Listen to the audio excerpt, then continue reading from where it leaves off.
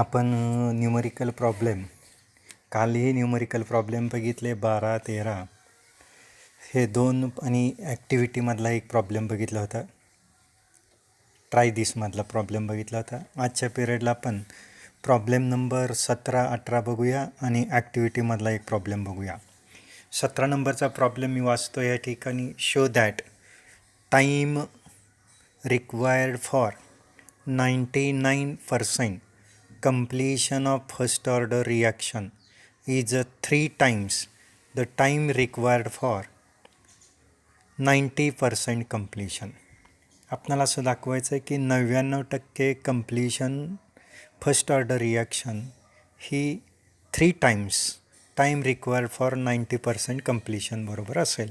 हे आपल्याला प्रूव्ह करायचं आहे. म्हणजे T1 बरोबर 3T2 T99% equal to 3 into T 90% हे आपल्याला प्रूव्ह करायचं. बघूया आता या ठिकाणी हा प्रॉब्लेम सोडवत असताना या ठिकाणी आपल्याला या प्रॉब्लेममध्ये फॉर 99% कंप्लीशन रिॲक्शन घ्यायची आहे. कॉन्सन्ट्रेशन A0 आपण 100% घेतलं तर ATचं कॉन्सन्ट्रेशन आता शिल्लक किती राहणार. 99.99% रिॲक्शन कंप्लीट राहिली. म्हणजे राहिली शिल्लक किती 0.1% राहिली शिल्लक. ॲट टाईम टीला कॉन्सन्ट्रेशन रिॲक्टन्स ए किती शिल्लक राहिला असेल तर 0.1 राहिला असेल. आता फॉर 90% कंप्लीशन आपण याचं इनिशियल कॉन्सन्ट्रेशन 100% घेतलं. A0 equal to 100%. AT काढायचं आहे. 90% रिॲक्शन कंप्लीट राहिली आहे. म्हणजे अनरिॲक्टेड रिॲक्टन्स ए ॲट टाईम टीला किती राहिला तर 100 - 90 10% राहिला. म्हणजे ATचं कॉन्सन्ट्रेशन किती राहिलं 10% राहिलं. पहिल्या पार्टमध्ये ज्यावेळेस रिॲक्शन 99.99% कंप्लीट होते त्यावेळेस इनिशियल कॉन्सन्ट्रेशन रिॲक्टन्स एचं बरोबर A0 आपण घेतलं किती 100 आणि ATचं कॉन्सन्ट्रेशन त्यावेळेस किती आलं 0.1 आलं. आणि ज्यावेळेस रिॲक्शन 90% कंप्लीट होतं त्यावेळेस इनिशियल कॉन्सन्ट्रेशन एचं आपण A0 घेतलं किती 100 घेतलं तर ATचं कॉन्सन्ट्रेशन किती येणार आहे 90% रिॲक्शन कंप्लीट राहिली झाली म्हणजे 10% शिल्लक राहिला असेल रिॲक्टन्स ए शिल्लक. साहजिकच इक्वेशन आपण फर्स्ट ऑर्डर रिॲक्शन घेतो आहे. K बरोबर 2.303 upon T into log concentration A0 upon AT. Substitute केल्या किमती T1 99.9%ला 2.303 भागिले K into log 100 divided by 0.1. साहजिकच T1 बरोबर काय येईल 2.303 अपॉन K इंटू लॉग किती येणार आहे 10³ म्हणजे 1000 लॉग येणार आहे. किती येईल लॉग 1000. 100ला 0.1ने जर भागलं तर 1000 येतं. साहजिकच आपलं इक्वेशन काय आलं T1 बरोबर 2.303 भागिले K इंटू लॉग 1000. आता T2 बरोबर बघूया 2.303 भागिले K into log 100 divided by 10. साहजिकच 100ला 10ने डिवाइड केलं म्हणजे 10 राहिलं. T2 बरोबर 2.303 अपॉन K इंटू लॉग 10. आता लॉग 10 म्हणजेच किती असतो तर 1 असतो आपल्याला माहिती आहे. आता ह्या किमती जर आपण पहिल्या इक्वेशनला दुसऱ्या इक्वेशनने डिवाइड केलं T1 divided by T2 T99.9 divided by T90 equal to 2.303 भागिले K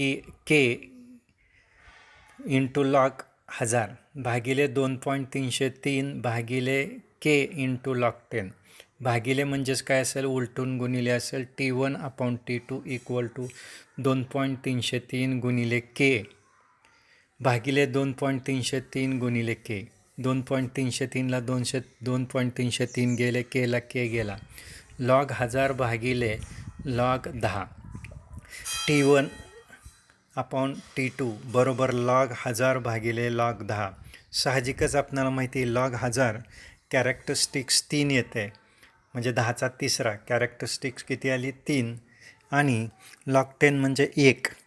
साहजिकच T1 अपॉन T2 बरोबर लॉग 10³ भागिले 1 आणि मग या ठिकाणी आपण T1 अपॉन T2 बरोबर 3 इंटू लॉग 10 आणि लॉग 10 म्हणजेच किती 1 असतो म्हणजे T1 upon T2 equal to 3 therefore T1 equal to 3 into T2. Time required for completion of 99% completion is first order reaction 3 times time required for 90% completion of first order reaction. पुढचा problem असतो problem number 18. For first order reaction takes 90% 40 times for 30% decomposition. Calculate its half life period. Calculate its काय half life period. आता या ठिकाणी आपण concentration A0 initial concentration reactants आपणाला first order reaction दिली आहे, त्यासाठी टाईम दिला आहे 40 मिनिट. 30% डिकम्पोज होते आहे म्हणजे अनरिॲक्टेड फेसेस किती राहते तर 70% राहतात आणि आपणाला हाफ लाईफ पिरियड काढायला सांगितलं आहे.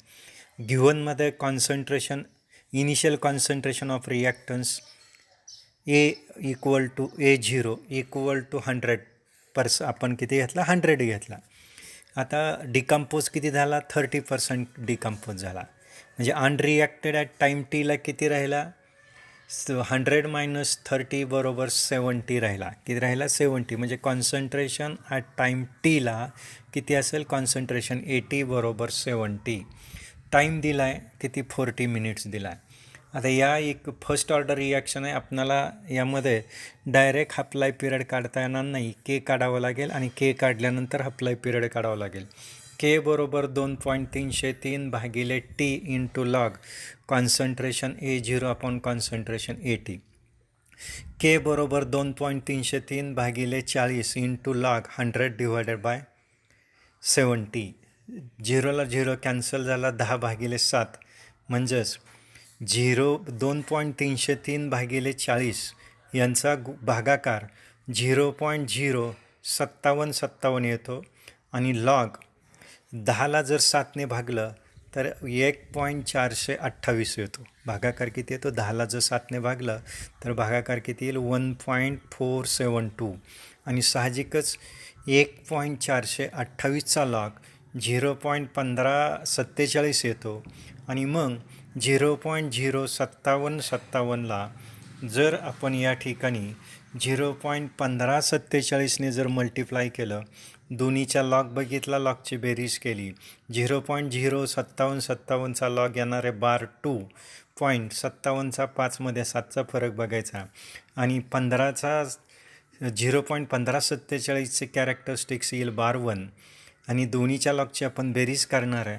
आणि 15चा 4मध्ये 7चा फरक बघणार आणि दोन्हीच्या लॉगची काही करणार अँटी बेरीज करून अँटीलॉग बघणार. उत्तर येईल 0.0089 मिनिट. 0.0089 मिनिट म्हणजेच केची किंमत किती येईल 8.9 गुणिले 10⁻³ मिनिट इन्व्हर्स हे केच युनिट येईल फर्स्ट ऑर्डर रिॲक्शन असल्यामुळं. आणि मग आपणाला टी हाफ काढता येईल. टी हाफ काढायचं असेल तर फॉर्म्युला काय 0.693 भागिले के आणि केची किंमत ह्या इक्वेशनमध्ये टाकली 0.693 भागिले 8.9 गुणिले 10⁻³ 10⁻³ वर गेल्यानंतर 10⁻³ होईल. 1000ने 0.693ला जर मल्टिप्लाय केलं तर साहजिकच 693 भागिले 8.9 आणि मग किती येईल तर 77.86 मिनिट येईल. किती येईल 77.86 मिनिट. या ठिकाणी we wish to determine the reaction order and rate constant for reaction 2AB2 gives A2 plus 2B2. What data would be collect?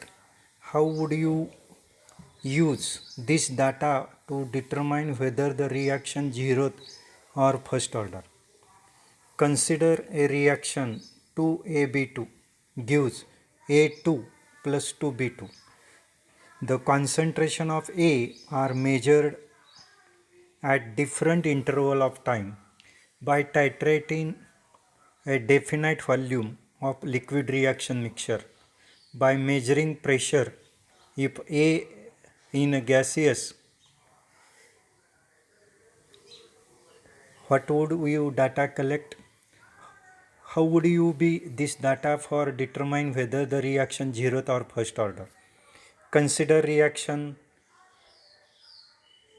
2AB2 gives A2 plus 2B2. Concentration of A are measured at different time interval by titrating at definite volume of liquid reaction. Measure definite volume of liquid reaction mixture or by measuring the pressure if A is gaseous state. बघा या ठिकाणी आपण 2AB2 gives A2 plus 2B2 यामध्ये concentration एचं different time इंटरवलला आपण major करणार आहे आणि definite volume liquid reaction mixture measure करणार, कॉन्सन्ट्रेशन मेजर करणार किंवा जर ए गॅसियस स्टेटमध्ये असेल तर प्रेशर मेजर करणार. The rate of reaction measured d into concentration A divided by delta T, delta concentration A divided by delta T हा ratio आपण डिटरमाइन करणार आणि हा जो ग्राफ असेल rate of reaction versus concentration हा ग्राफ प्लॉट करणार. म्हणजेच रिॲक्शनचा रेट आणि कॉन्सन्ट्रेशन हा जर ग्राफ आपण प्लॉट केला तर ग्राफ स्ट्रेट लाईन येतो, स्लोप पॉझिटिव्ह आहे. याचा अर्थ ही रिॲक्शन फर्स्ट ऑर्डर आहे. रेट बरोबर के इंटू कॉन्सन्ट्रेशन ए या पद्धतीने आपणाला लिहिता येईल. आणि जर समजा रिॲक्शन झिरो ऑर्डर असेल, if the reaction is zeroth order then the rate will be independent of the concentration A and graph will be straight line parallel to concentration as rate बरोबर के इंटू कॉन्सन्ट्रेशन A0/2 आणि कुठल्याही संख्येचा घात 0 असेल तर उत्तर 1 येतं. साहजिकच रेट बरोबर के आणि आपल्याला माहिती आहे की रिॲक्शनचा रेट हा कॉन्सन्ट्रेशनवर इंडिपेंडंट असतो. त्यावेळेस ती झिरो ऑर्डर रिॲक्शन असते आणि कुठल्याही कॉन्सन्ट्रेशनला झिरो ऑर्डर रिॲक्शनचा जो रेट असेल तो कॉन्स्टंट राहणार आहे. आणि म्हणून ज्यावेळेस आपण ग्राफ प्लॉट करू रेट वर्सेस कॉन्सन्ट्रेशन त्यावेळेस हा graph parallel to x axis येईल. याचा अर्थ कुठलंही कॉन्सन्ट्रेशन घेतलं ग्राफ हा स्ट्रेट लाईन असणार आहे, ओरिजिनमधून पास होणार नाही. मात्र हा ग्राफ स्ट्रेट लाईन असेल, पॅरलल टू एक्स ॲक्सिस असेल, कारण रिॲक्शनचा rate independent on initial concentration of reactants raise to power 0. म्हणजे याचाच अर्थ rate of reaction zero order रिॲक्शनसाठी इंडिपेंडंट ऑन कॉन्सन्ट्रेशन असेल. त्यामुळं ती फर्स्ट ऑर्डर रिॲक्शन असेल. ठीक आहे. या ठिकाणी ॲक्टिव्हिटीमधलाही प्रॉब्लेम आपण संपवलेला आहे.